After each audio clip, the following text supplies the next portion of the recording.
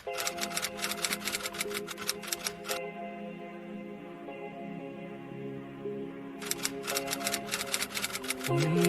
ہاں، ایک پاکیزہ اور عزت دار عورت کیسی ہوتی ہے اور عورت کا اسلام میں کیا مقام و مرتبہ ہے، اور آج ہمارے معاشرے میں ایک عورت کو کس نظریے سے دیکھا جاتا ہے، اور عورتوں کو کیا کیا پریشانیاں اور کیا کیا تکلیفیں برداشت کرنی پڑتی ہیں، اسی کے اوپر میری چند باتیں ہیں۔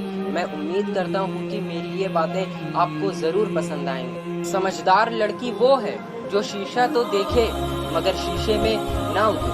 عورت کوئی بھی ہو، رشتوں میں ملاوٹ پسند نہیں کرتی۔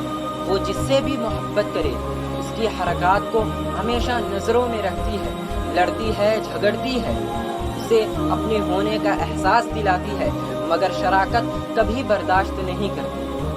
عورتیں اپنا فیصلہ خود نہیں لے سکتی، عورت اپنے لیے پسند کا ماحول نہیں بنا سکتی، عورت خود کو بے گناہ ثابت نہیں کر سکتی سوائے اللہ پر معاملہ چھوڑنے کے۔ جب تک ایک عورت نہ چاہے مرد کبھی بھی اپنی حد پار نہیں کر سکتا۔ بیویاں اور بیٹیاں ہر کسی کو حضرت فاطمہ جیسی چاہیے، لیکن کوئی بھی حضرت محمد صلی اللہ علیہ وسلم جیسا باپ نہیں بنتا اور نہ ہی حضرت علی جیسا شوہر۔ ایک لڑکی جب رخصت ہو رہی ہوتی ہے تو وہ صرف اپنا گھر نہیں چھوڑ رہی ہوتی، بلکہ گھر کے ساتھ اپنا بچپن، اپنے ناز نخرے، اپنی انا آپ بھی چھوڑ رہی ہوتی ہے۔ دوپٹہ لڑکی کی شخصیت کو چار چاند لگا دیتا ہے، زلفیں چاہے کتنی ہی حسین کیوں نہ ہو، لیکن جو تعظیم سر پر دوپٹہ کروا سکتا ہے وہ حسین زلفیں نہیں کروا سکتی۔ عورت کو اللہ نے تیسری آنکھ بھی دی ہے جس سے وہ مرد کے اس انداز کو پہچانتی ہے جس انداز سے وہ اسے دیکھتا ہے۔ سب سمجھتے رہے کہ عورت معشوق ہے، صرف شاہ کو معلوم تھا کہ عورت عاشق ہے، اس لیے شاہ لطیف نے لکھا کہ عورت عشق کی استاد ہے۔ دنیا میں عورت کو سب سے زیادہ عزت قرآن نے دی ہے۔ عورت کی عزت کیا کرو، کیونکہ قرآن نے خود عورت کو اپنی پسند ناپسند ظاہر کرنے کا پورا حق دیا ہے۔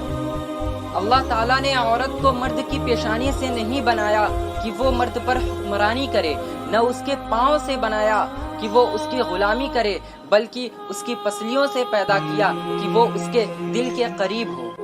عورت تب برباد ہونا شروع ہوتی ہے جب اس کے حسن کی تعریف ایک غیر مرد کر رہا ہوتا ہے۔ عورت کسی کام میں ماہر ہو یا نہ ہو، لیکن اندھا اعتماد کرنے میں بے حد ماہر ہوتی ہے۔ پیدا کرتی ہے، پرورش کرتی ہے، بولنا سکھاتی ہے عورت۔ افسوس تمہاری گالیوں میں اسی کا نام ہوتا ہے۔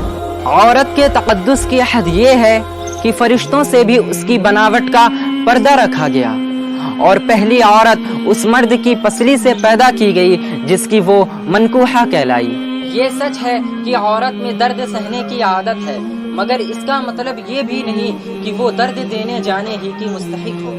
عورت کے لیے ضروری ہے کہ وہ گناہ کرنے سے پہلے اپنے آپ پہ ترس ضرور کھائے، کیونکہ گناہ کرنے والی عورت کو توبہ کے بعد بس اللہ معاف کرتا ہے، لوگ معاف نہیں کرتے۔ وہ جھونپڑی جہاں عورت مسکراتی ہے اس عالی شان محل سے بہتر ہے جہاں عورت روتی ہے۔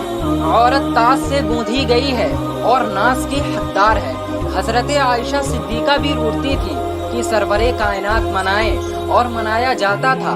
یہ عورت کا حق اور مرد کا فرض ہے، اور محبت کے فرض ایسے ہی لوٹائے جاتے ہیں۔ کہتے ہیں کہ عورت کا کوئی گھر نہیں ہوتا، مگر حقیقت یہ ہے کہ عورت کے بغیر کوئی گھر نہیں ہوتا۔ عورت کے محرم رشتے اگر اسے پیار اور عزت دیں تو وہ کبھی غیر محرم کی محبت میں گمراہ نہیں ہوتی۔